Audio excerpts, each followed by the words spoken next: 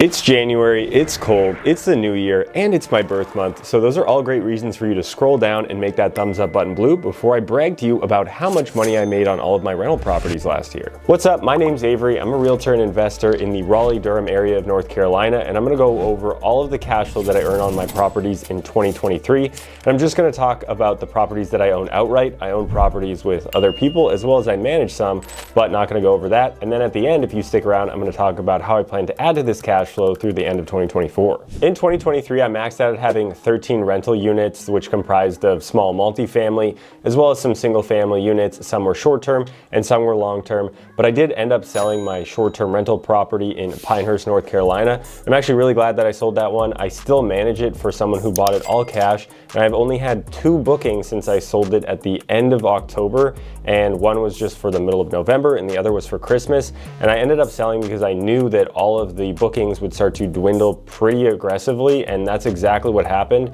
So if I was still owning that property, I would be pretty negatively cash flowing every single month, so I'm glad to get out of that one and continue to make pretty solid money on my other properties. 4 of these units I don't own outright, I own with other people, but I was someone who found it, I manage it myself, but I also didn't put any of my money into the deal, so that was a really cool one and a first one for me.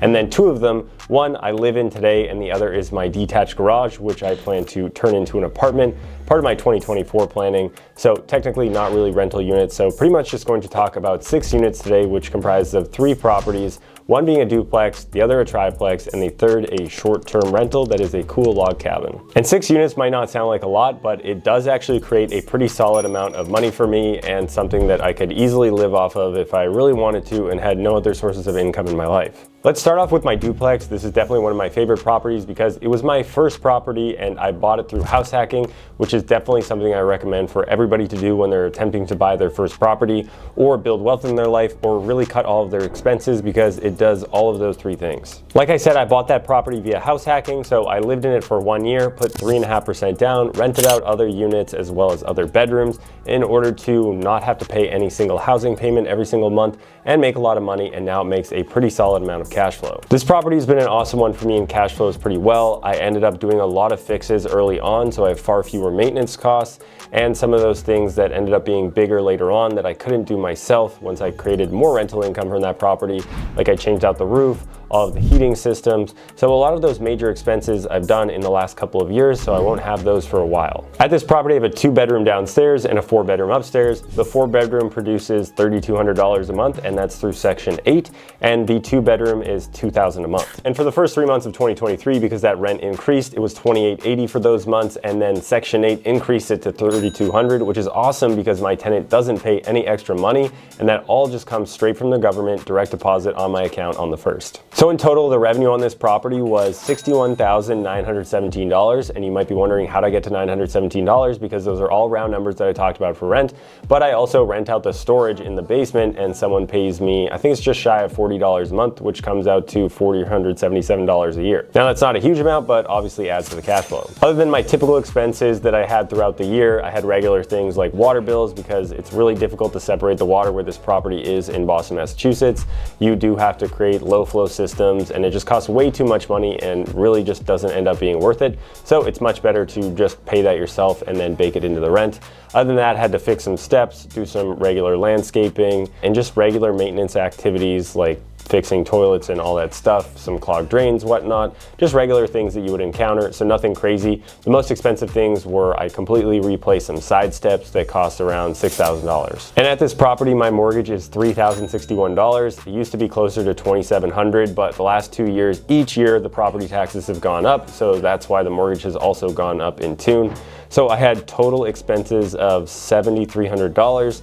My total mortgage was $35,000. That means my total expenses were $42,469. Now, if you take the total income of $61,917 minus the $42,469.60, that means that my total profit over 12 months was $19,447.40, or $1,622.62. not 62 tenths, but 62 cents every single month. Now that's pretty good and about what I approximate that I'll make on this property, and with that alone, it definitely covers a solid amount of my living expenses. On to property 2, which I bought a year later, was a triplex in the same town, and I did the same thing, FHA loan house hack, because I refinanced out of that FHA loan on the duplex so I could reutilize it again. And then I lived in one unit, rented out the others, and lived there for a year as well. I just looked through my expenses for this triplex, made a mistake. I actually spent about $4,000 on the side steps for the first one, but spent about $6,000 doing a lot of deck work on the back at this property. The deck was starting to rot, didn't want people to fall through, especially when there's heavy snow, and it sits there for a long time, rots out the deck. So I put in the Trex boards, which last pretty much forever, to just help with any of those issues. And obviously liability, don't want people hurting themselves on your property. So at this property, there's 3 units, a studio, a 1-bedroom, and a 2-bedroom. The studio brings in $1,600 a month, the 1-bedroom $1,800, and then halfway through the year, I got a new tenant and we switched from $2,000 a month in the 2-bed up to $2,200 a month. So that brought in exactly $66,000 because there's no other tertiary income with this property, just the rental income. And I had $8,055.71 of expenses, and that purely was mostly from the deck, which was around $6,300. Mostly, other than that, all I had was a water bill, and then I think once in November the dryer wasn't working, and that was the only maintenance call I had the entire year. Similar to my first property, did a lot of work up front to make sure that I wouldn't get a ton of maintenance calls, and I fixed a lot of things over time, updated the electric, as well as some other good systems. And this property was completely gut rehabbed in 2007.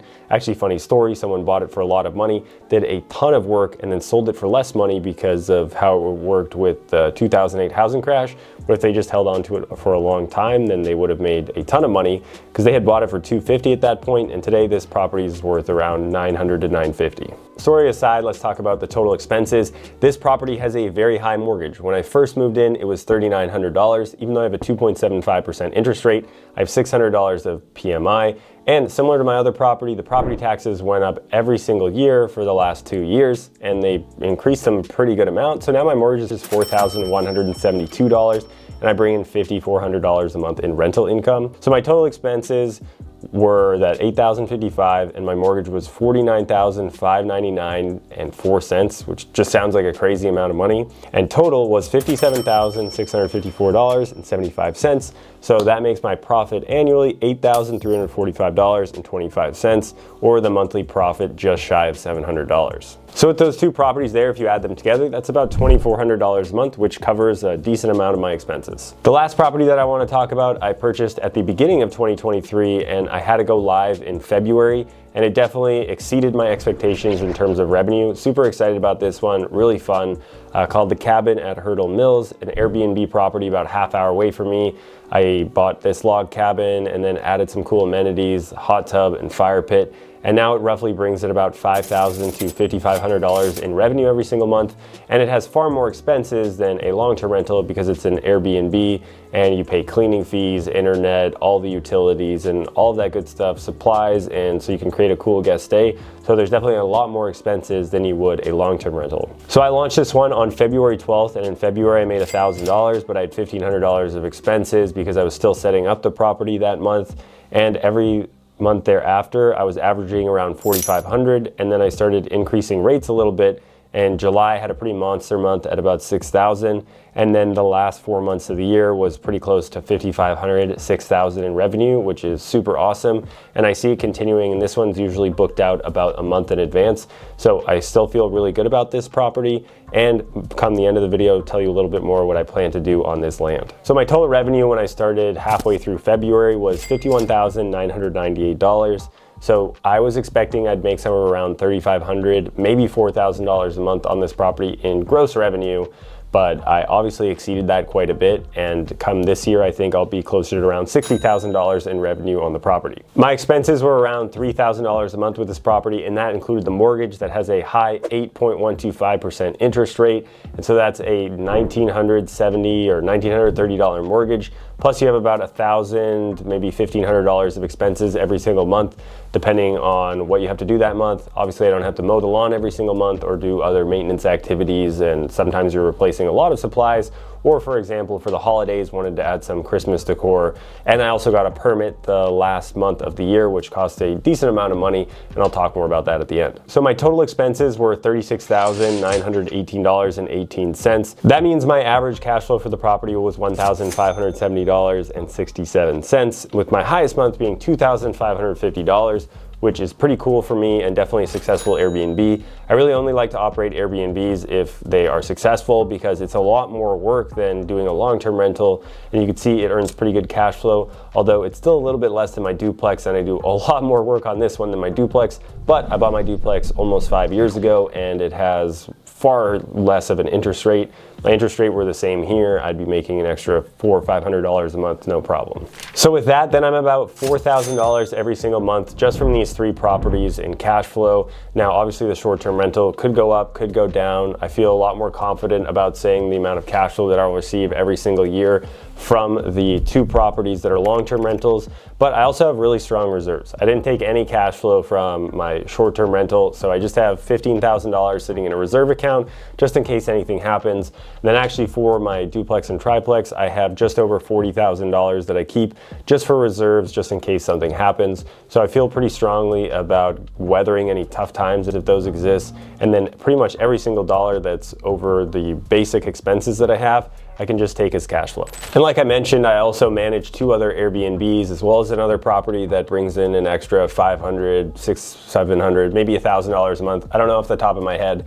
So that's roughly $4,500, $5,000 a month, which is a pretty decent salary to cover some things. Obviously not extremely lavish, but I do have other sources of income that help me, and I do plan to add to these sources of income this year. So the best way I plan to add to the rental property sources of income is, 1, I live in this single family home, and next to me I have a detached garage. Actually, next Wednesday on my birthday, I get to go back to the historic committee because they denied me the first time and plead my case about turning my garage into an apartment, which should bring in around $2,000 a month if I do a furnished rental. Probably won't do Airbnb, so that'll be some cash flow there. And then I also plan on adding a tiny home to my cabin land, which is what I got my permit for. So that'll be a fairly expensive thing, gonna cost about $70,000 to $80,000 for that tiny home to put it there, but I'll have to run utilities that way, bring a septic tank in, and also bring the electrical, all that good stuff, but gonna recreate a cool stay and have a hot tub as well as a fire pit, and then probably eventually add a sauna.